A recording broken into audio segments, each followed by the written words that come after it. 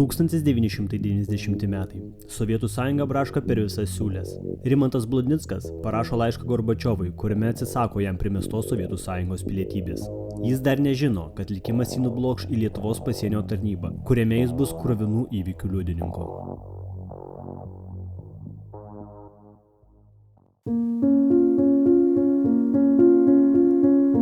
Aš pamenu, pas senelius dar girdėjau, kaip paskelbė, kažkaip tai Seimas paskelbė ir kažkaip tik atėjau pas senelius. O pas senelius buvo ta točkė vadinama, radijas. Klausausi. Paskelbė nepriklausomybę kovo 11. Aš kaip išėjau. Valio! Mes nepriklausom. Ir tas viskas prasidėjo.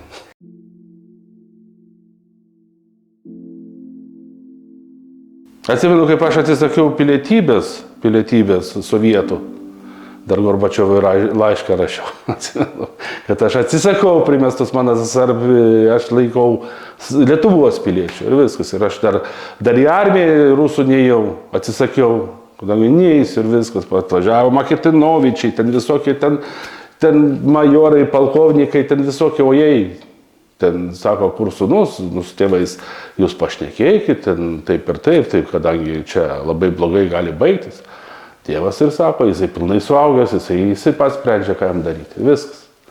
Ir paskui po pusės metų, man atrodo, ar ten po pusės, kažkiek tai iš draugų išėjo tarnauti, eikite, aš tai tikrai neįsiu. Išėjo tarnauti, po pusės metų grįžo. Jau viskas, laisvė Lietuva, iškovojau. Tai kokiu velniu tu ėjai? Jūs kovot Lietuvoj. Ten. Dabar rusai? Ne už ką.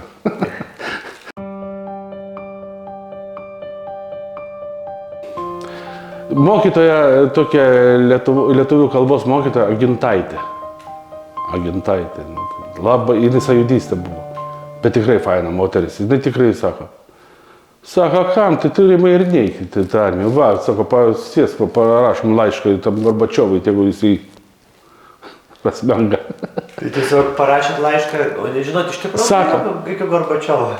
Nežinau, ar tai aš lemba, durnai, kvailai labai padariau, kad aš išmečiau tas kopijas, tas šiukšlės visas, bet čiagi istorija, ja? Viską išmečiau. Tai ta mokytoja irgi Dieveniškėse? Ta Dieveniškėse jinai mokytojavo. O iš kur aš ją pažįstu, kadangi mano mama dirbo mokyklos valgykloje.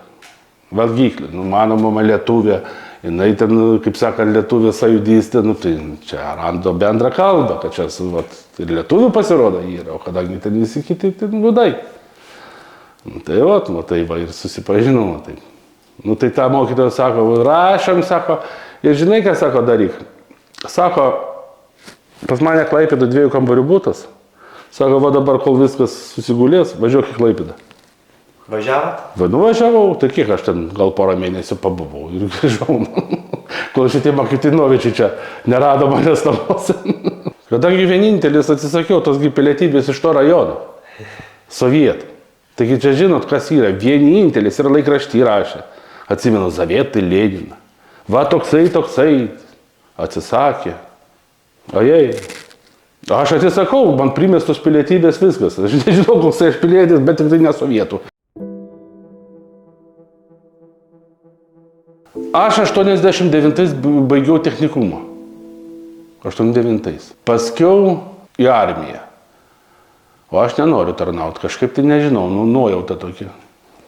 Sako, tas praparščikas vadinamas, dabar jisai policijai dirba, aš nežinau, gal jau pensijai, Jankauskas. Sako, girdi, ar tu, sako, nori eiti mokytis vairuotoją? Sakau, gerai, o kur, sakau, Marijampolė. Gerai, važiuoju. A kiek laiko? Pusę metų. Gerai. Ar 3 mėnesiai buvo? Ne pusę metų, 3 mėnesiai. Gerai, važiuoju. Tai pavadinam atstročkė.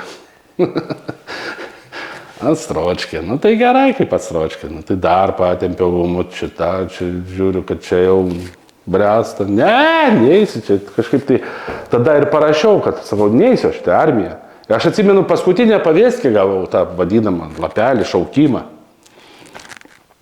Ir šitą nuvažiuoju pas draugelį, kartu mokėmės mes mokyklai. Sako, kada tau, sakau, aš gavau šitą Pavėskė, šitas, jisai, sako, ir aš gavau. Sako, aš tai neįsiu. Sako, ir aš neįsiu. Suplėsiu. Viskas išmetė, neįs ir viskas. Vieną kartą irgi važiavau kažkaip tai Baltarusiją. Ir vat stovėjo vyrukai, gindami Lietuvą, vagonėlis stovi, jie dar su beretėm, aišku, uniformą ne visi turėjo, gal juodą, vieni kiti, bet tikrai, man nežinau, kažkaip tai susižavėjau. Tom ir tikrai daug, reiškia, tas Sąjūdis viską padarė, Sąjūdis Lietuva, viskas, aš tikrai sakau, noriu ten. Ar galima sakyti, kad tų laikų pasienio, muitinės darbuotojai buvo patriotiškai nusiteikę piliečiai? Galima sakyti taip. Galima sakyti taip. Bet ne visi. Gal ne visi, gal iš muitinės, ten buvo ir vietinių, aš nežinau, aš tai jų tokių klausimų neklausinėjau, bet man tai atrodo, gal jie tik tai gal atėjo vien iš darbo, kad dirbti. Kad turėt darbą. Kad turėt darbą, bet man atrodo, kad ne visi. Ar atsimenat savo pirmą tarnybą? Pirmą atsimenu, labai gerai atsimenu. Labai gerai atsimenu, bet aš atsimenu, kaip važiavau į darbą. Aš nevažiavau į darbą, bet ne taip, kaip dabar su džipui, su visku, su ko tik nori važiuoja. Aš atsimenu, einu pėstute į Krakūnus, iš Deveniškio einu, dar užsukau pas mamą į valgyklą dirbo. Tai ką man pridėjo pavalgyti, kaip į pamainą, tai ką, keliauju. Kad įsivaizduot, koks atstumas nuo Deveniškių iki Krakūnų? Kažkur tai kokie 6 kilometrai. Tai valandėlė kelio taip iki. Kažkur tai 6 kilometrai. Ir keliauju savo, tai ką. Beveik trečdalį kelio įveikiau, važiuoja senukas su arkliom. Sako, tai kur tu keliauji? Sakau, į darbą. Ir pradėjau klausinėti, kas esu per tarnybą, kas čia tokia. Tai aš jam paaiškinau daug maž. Tai jisai mane pavežė to pačiu. Tai pavežė, tai padėkojo, ką, atėjau į darbą, tai pradėjau dirbti. Atsimenu, kai Šalčininkuose be uniformos, aišku, aš tada nedirbau, reiškia, buvo išeiginė, atėjau, galvojau šašlykų pavalgysi ir taip. Tai taip, ir užlindo vienas beilės, aš sakau, kad čia lendi, tai aš jam biškiu užvažiuoju, tai jie mane užsuko rankas, nuvedė į šitą miliciją. Ta milicija sako, Sąjūdis atvedžiau. Sąjūdis. Tai kaip Sąjūdis, tai jie labai kreivai ant mane žiūrėjo. Tai taip, žodžiu, uždarė į šitą į daboklę, paskui pasiprašydavo į tualetą, sėdėk. Tai aš biškį irgi paspardžiau jiems duris, sakau, kaip čia dabar yra. Tai kai spėjau į duris, tai jie mane išleido ir su šitom bananai sumušė.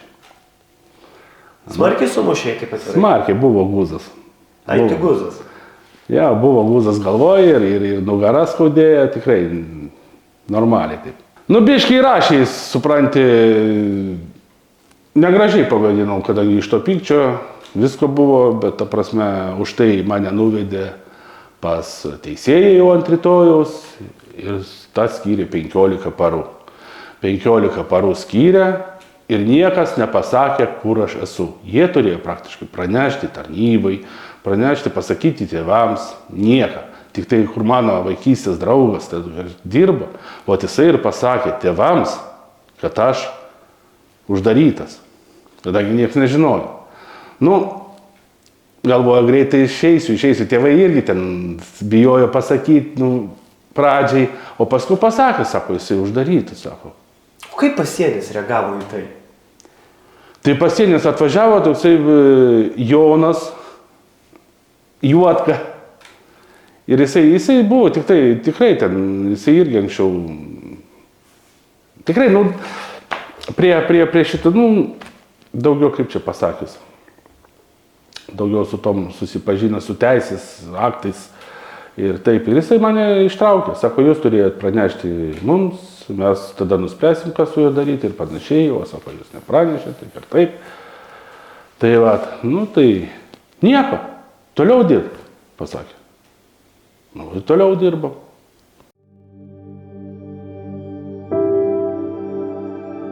Viskas, ko prasidėjo, irgi ten. Anksčiau duodavo racijas mums. Šalčininkų poste. O dėl ko jas duodavo? Sako, jeigu kažkoks tai įvykis, incidentas, jūs per racijas praneškit milicijai, policijai. Tai gerai, nu tai mes jeigu sėdim, ryšio patikrinimą turi kažkaip taip, patikrinti, ar ryšys yra, ar kas ten.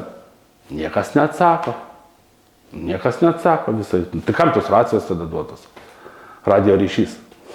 Tai kam jis duotas? Nu ir gerai kažkaip tai. Mano vaikystės draugas irgi dirbo toj milicijai, policijai, vadinu šalčininku. Ir kažkaip tai susitiko, kitą milicininką. Jisai vairuotojai dirbo, turbūt ten kažkoks tai. Irgi su racijas, sakau, kam tu, nešioji tą raciją, jeigu pas jumis neveikia, kaip tai neveikia. Aš sakau, kodėl, aš poste, pavyzdžiui, niekas manęs negirdi, tai kaip čia, pas jumis yra, kodėl tokia tvarka? Tai labai net patenkintai pasižiūrėjo, taip ir taip, labai. Nu ir nuo to, kaip mane tada uždarė į tą cipetas, pažinėjo, tai čia jam racijos, tai čia dėl racijų. Irgi bus tau racijos, bus tau viskas, pasidėsi. Kai buvo pučas, tai nežinojo, kokią uniformą užsidėti. Vienas milicininko, kitas policininko. Ir vienas kitam paskui skambina, kokią uniformą dėtis. Ar policininko, ar milicininko. Aš pat nežinau, o su kokia tu ateisi. Aš ateisiu su policininko, tada ir aš policininko. Ne, aš su milicininko. Nu, nežinau, aš tai gal su policininko. Gal ir aš milicininko, va tai būdavo. O iš kur aš tai viską žinau, kadangi vaikystės draugas pas mane dirbo šitam, irgi va taip konsultavosi, ką daryti kaip visi.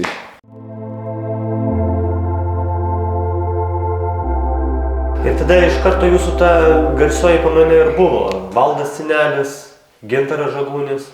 Jo, ir dar dirba, aš užmiršau, Jasulionis. Bet tas Jasulionis per tą laiką, tą pamainą jisai buvo kažkaip tai atsiprašęs, kadangi jisai negalėjo kažkaip tai atvykti į darbą, ir nebuvo. Ta lemtinga diena. Jo, ta lemtinga diena, tai mes dirbom aš, Valdas ir Žagūnis. Krakūnai buvo ramus postas, palyginus. Palyginus ramus. Neatvažiuodavo Fiazis į Krakūnus. Ne. Ten, kaip suprantu, nebaisiai daug ir automobilių per pamainą reikėdavo patikrinti.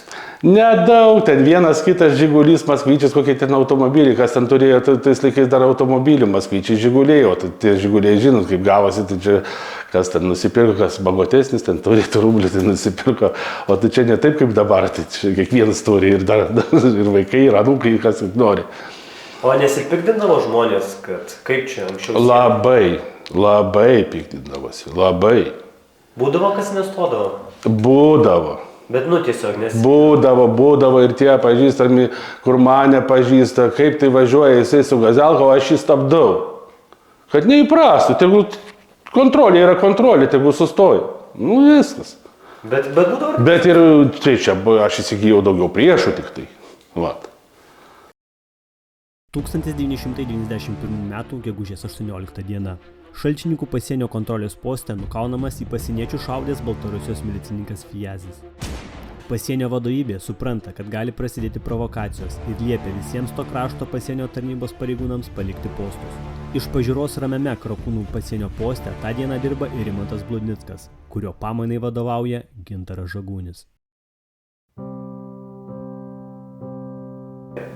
Gegužės 18 diena. Įprasta tarnyba buvo tiesiog. Taip, įprasta tarnyba. Gal žinot, kada atėjo skambutis, kad Šalčininkų poste nušautas milicininkas?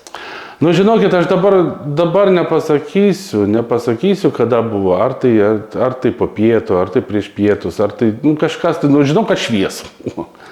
Mums aš tik žinau, kad nuimti postus reikėjo. Vat. Man atrodo, per pietus kažkas, ar po pietų. Nežinau, neatsimenu, žinau. Bet ar labai sureikšmino tą įvykį, kad, blemba, čia dabar gali būti? Aš tai netikrai. Nes jūs iš tikrųjų buvo vietinis ir, atrodo...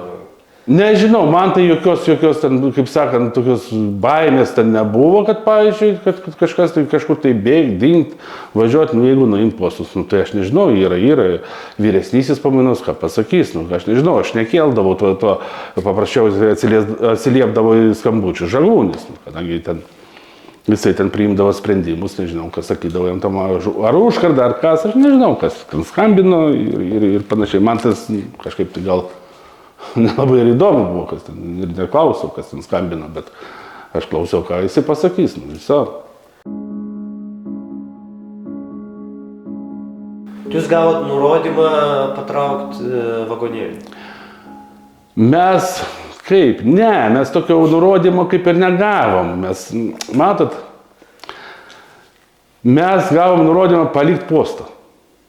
Palikti postą, viskas. Kadangi čia arba atvažiuos autobusas jūsų pasimti. Atvažiuos... Jūs pažadėjo, kad atvažiuos? Jo, buvo taip. Bet Gintaras Žagūnis pasakė taip. Sako, kaip autobusas jau neatvažiavo, mes jo laukiam, bet jisai neatvažiavo. Dėl kokių priežasčių, aš nežinau, reikia klausti tų, kad jie važiavo. Nebuvo įsakymo, kadangi, matot, kaip yra Šalčininkuose, buvę, sudegindavo tą vagonėlį, sulaužydavo, ar kad kažką tai tokia, ar tai nutemdavo kažkur, tai kažką, aš nežinau, ką jie darydavo, bet tokių įvykių buvo. Tai Gintaras Žagūnis, kai jie neatvažiavo, tas autobusas, sako, žinot ką, tai kažkaip tai nuo šalimės budėsim. Budėsim po vieną, aišku, ne visi. O kažkaip tai, kad matyt, kur, jeigu kas nors nutems tą vagonėlį, koksai amonas, ar ten dar kažkas, tai kad mes jau žinotume, kur, į katrą pusę ir kaip, stebėti visą tą situaciją. Jūs dar važiavot ieškoti traktoriaus? Taip. Tai kas davė įsakymą patraukti vagonėlį? Čia Gintaras Žagūnis. Gintaras, patraukėme nuošalę vietą. Vot jo buvo įsakymas, o ne ten kažkur tai iš aukščiau.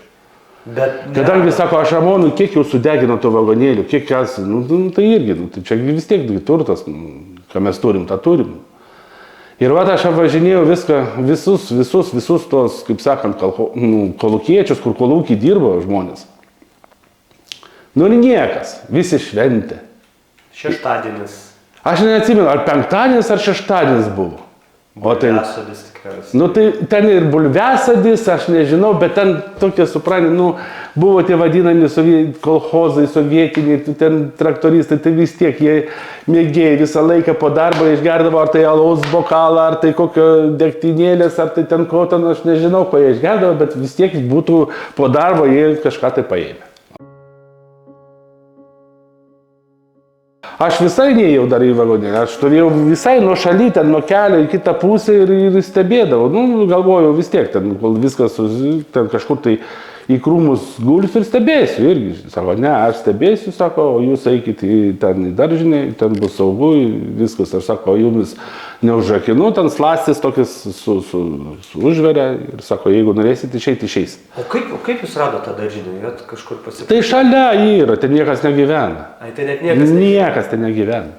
Tai Gintaras nusinešat visus dokumentus? Jo, dokumentacija, visus šitos gultus, viską tenai, telefonas, viską atjungiam, ir elektrą Gintaras atjungė, viską. Ten buvo pasiruošta, kad nutemsim vagonėlį, bet dėja nieką neradom, niekas.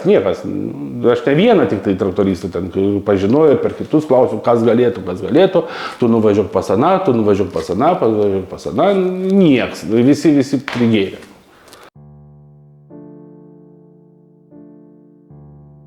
Neužmigau, aš girdėjau du šūvius, nežinau. Du šūviai buvo. Ką darėt? Gal aš buvau prisnaudęs, gal buvo ir daugiau, bet aš tikrai girdėjau tik tai du. Išgirstas du šūvius? Nieko, atsistojau, pašokau ir dabar galvoju prieš duris, ką man daryti, ar spirt duris ir išeiti, bet aš susigaudžiau, bet kur aš be ginklis bėgsiu. O gal ten amonas laukia jau su automatais apsuptas, kažkur tai, vaikšto. Išbėgsiu, kas iš to. Valdą pakelsiu. Valdas irgi, jeigu miega, galvoju, nenori aš tos panikos. Tai tiesiog pats nebeužmigot, bet ir valdo nekėlė. Nekėliau. Po kiek laiko jūs jau po to išėjot? Nu, čia jau buvo, kaip išgirdom kalbas Bobelkų, ten, sako, ten kažkas tai dar turėjo būti daug, kur jie ten kažkas tai ten tokio. Nu, tai Valdas jau pabūdęs buvo, ar aš jį pakėliau, irgi neatsimenu. Sakau, ne, aš atsimenu, jisai pabūdęs, sakau, tu žinai, aš girdėjau šūkius. Ką, kur, kas, kaip, viską aš jam paaiškinau, sakau, nežinau, kaip, sakau, jeigu ten, jeigu į gintarą šovė, jeigu pabėgo, nu, kažkaip tai, jeigu nepatakė, tai labai gerai, jeigu ten kažkas, tai, nu, tai blogai. Nu, tai išgirdom tas... Bet buvo minčių, žiūrėkit, kad, nu, nušovė, ar buvo, pagazino, pabėgo? Nu, matot, gal pagazinom, gal, matot kaip yra, nu, tai ten kaimas yra, aš ten ne tam kaime gyvenęs, aš žinau, ten šitą, ten būna ir tokių, kur vat paima medžiotojai, pavyzdžiui, ar kas. Nu, vat, išgeria paskui šaudo viršų būna, iššauna viršų. Nu, tai gal koksai ten kaime prigėrė. Nu, ką gali žinot kas? Apie blogiausią negalvoju. Nu, ne, tikrai apie blogiausią negalvojau. Bet paskui, kaip išgirdau kalbas ir tas kažkaip tai reikia išeiti, pasižiūrėti. Nu, išėjom, nu, tai viskas aišku. Atvažiuoja policija? Atvažiuoja iš prokuratūros, ten apklausiau, kaip čia, kas čia, kaip čia. Bet man atrodo, ar rašėsi, ar nesirašė, taip abstrakčiai kažkaip taip klausia. Taip ir taip, nu, papasakojau. Ir tiek, nu, paskui atvažiavo milicija, paskui, man atrodo, Česnulevičius, Butkevičius, ar kas ten, nu, visa valdžia suvažiavo. Ir kažkaip tai nežinau, aš stengdavos nesipykti su tais vietiniais, ta prasme, aš labai normaliai paaiškindavau. Pasakau, supraskit jūs mane, čia mano toksai darbas, čia mūsų, savo, tu pravažiuosi, anas važiuos, kodėl tu tą praleidai, o mane sustabdai, tai kodėl. Tai sakau, visiems tvarka vienodai, viskas. Vis tiek pagrindė būdavo, kad dokumentus patikrinat ir viskas. Nu, ar būdavo, kad sulaikydavo ten kažkokius krovinius? Ne, ten tai krovinių tokių nebūdavo, tais laikais, nu kas ten, anksčiaugi buvo sienos atviros. Į Baltarusiją važiuodavo, iš Baltarusiją, ten laisva prekyba.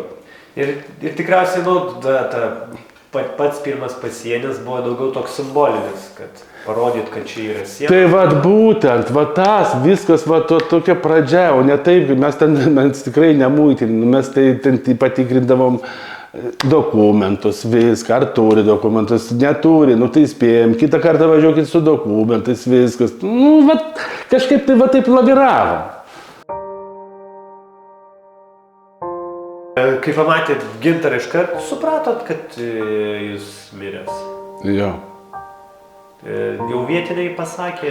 Jau vietiniai buvo aplink jau ten susispiečti ir ojajajajai, nu tai čia jau viskas aišku ir iš karto pasižiūrėjau, nu tikrai vaizdas nekoks, tikrai iš karto puolėm skambinti ir tikrai vaizdas nemalonus. Tai vat, po to visi čia kas paklausė, kai suvažiavo valdžia, nu, žodžiu, atvažiavo autobusas, ar buvo iki galo, pakrovė, kaip sakant, Vilionį. Valdelės atsisėdo su vairuotoju, irgi išvažiavo į Vilnių, o aš namo su kažkom tai grįžau, neatsimenu, su kom, ar tai tėvai nuvežė, parvežė, tėvas, ar tai draugai, ar kažkas, tai man atrodo tėvas. Kažkur tai porą savaičių aš kaip ir sėdėjau namuose ir visi sako, ko tu ten sėdi, tam pasienį, tave nušaus, kaip va nušovė, jau vieną nušovė ir tave nušaus. Sako, gerai, tai reiškia, mano toksai likimas, bet sako, ne, niekur aš neisiu, vis tiek liksiu.